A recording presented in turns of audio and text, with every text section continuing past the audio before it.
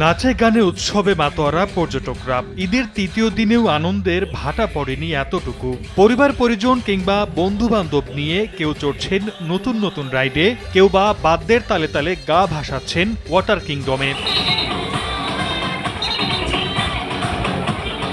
সাভারের আশুলিয়ায় fantasy kingdom ও নরসিংদীর dream holiday পার্কে সকাল থেকে বিনোদন প্রেমীদের উপচে পড়া ভিড়। যান্ত্রিক নগরের ব্যস্ততা ভুলে একটু স্বস্তি খোঁজার চেষ্টা।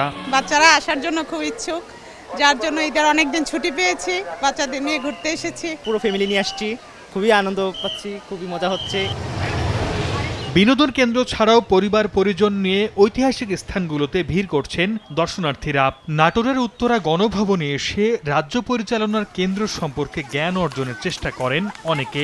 বগুড়ার মহাস্থানগড়ের প্রত্নতত্ত্ব নিদর্শন দেখতে ঐতিহ্য প্রেমীদের ঢল নামে। দীঘাপতি রাজার যে রাজবাড়িতে আমরা ঘুরলাম, ভালো লাগলো। এখানে ঐতিহাসিক দেখে খুবই ভালো লাগলো।